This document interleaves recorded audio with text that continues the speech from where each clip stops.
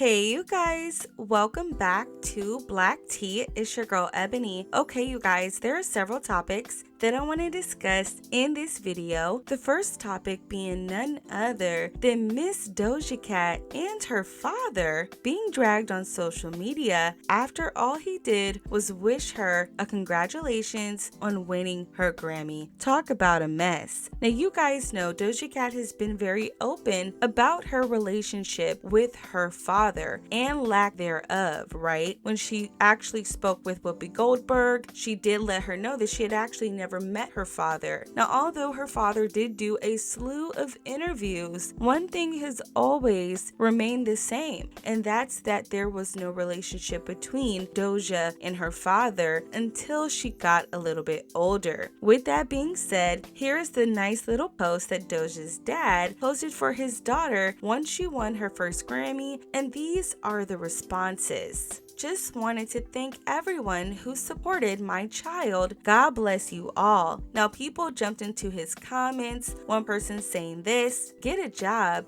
The time you've never met your daughter. LMFAO, not you. Get a job, leave her alone. Ain't no way. Have y'all even met? Deadbeat fathers bragging about their successful kids. Diabolical. Leave her alone. Get a job. You have no shame. You've never even met her. Keep her name out of your mouth. Yikes. So as you see, Doja Cat fans are not here for Doja's dad congratulating her, but at the end of the day, this is still her father. And Doja Cat has said that she actually wants to repair her relationship with her dad. So while I get her fans want to protect her, I do think this was a bit much, allegedly, in my opinion. And why is everybody telling him to get a job? I thought he does have a job in South Africa. Maybe that's just me. Ciao, I digress. Now the next topic I do want to discuss is none other than Summer Walker's No Love remix extended version featuring Cardi B, unfortunately not making it to this week's Billboard Hot 100. Now you guys know, in order for a feature to be credited on a song, the remix has to outsell the original song, and it does seem that the remix wasn't able to cut it. You know, this song did not need a remix. I think the original song was fine, and I also kind of feel like, in my opinion, maybe this was Cardi's way of trying to figure out different sounds if the general public would be here for her singing, and obviously they weren't this time around. Now there's always next time, but this song unfortunately did not make it to the Hot 100, but the original song is sitting in the top 10 as it should, and Summer Walker's album is still amazing. So better luck next time, girls. Now the last topic I do want to discuss, you guys, is none other than Megan Thee Stallion, Tory Lanez, in this whole court case today. It was a mess. So you guys know Nancy Dillon, the journalist who is in everybody's black courtroom but her own, decided to go to court, and she gave us updates about what happened today. Now this is what she had to say. Tory Lanez was handcuffed in court today and remanded to the custody until he posted a new bail of $350,000 in the Megan Thee Stallion situation. Now the judge found him in violation of the discovery protective order and personal contact order. The judge said he heard over an hour of argument about Tory Lanez's tweets and said that some of Tory Lanez's tweets seemed to be clear messages to Megan. He also added a new condition to Tory Lanez's release, that he is not to mention the complaining witnesses in this case in any social media. Trial date is set for September 14th. Now, Tory Lanez's lawyer did confirm that the swab on the actual object came back inconclusive with 4 contributors, while the magazine swab excluded Tory Lanez. Now, they were actually accusing Tory Lanez of of giving private documents to DJ Academics. So they are basically saying that Academics' paper that he received wasn't fully accurate, and although it did exclude Tory, there was a lot more factors to this actual document. Now the DA was trying to get no bail. They even tried to charge Tory Lanez $5 million. Can you guys believe that? The DA tried to hold Tory Lanez on a $5 million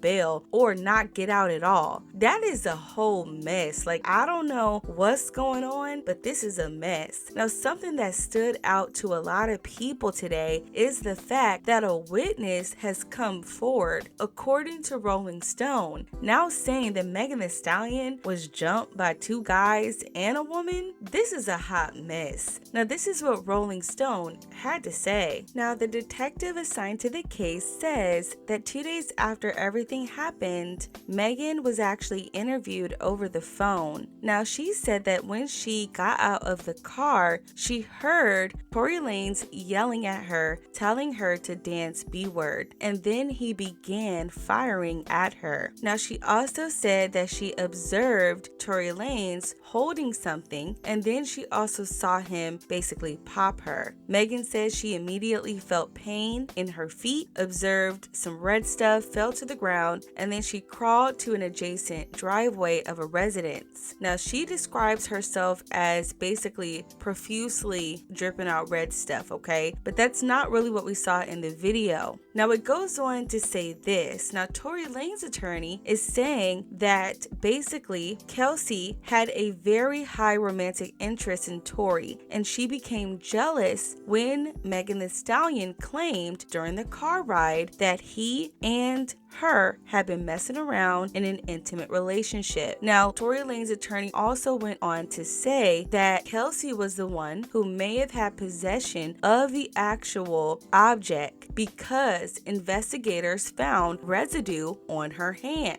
The lawyer also said a man who witnessed from a nearby residence believed that the muzzle flash was closest to the non-victim female. So there is a witness confirming that the flash from the actual object was closest to the non-victim female, which means it would be closest to Kelsey. Now get this. There is also another witness who came out who was in the vicinity, and they are saying that they saw two men and a woman jumping Megan. This witness said he believed they were trying to hurt Megan. He said it looked like a severe beatdown. He mentioned it was two males beating the female on the ground. So where did this come from? None of us have heard that Megan Thee Stallion was allegedly jumped. So now a new witness out of nowhere is saying that Megan Thee Stallion was being jumped? I don't know what to believe here. I'm so confused.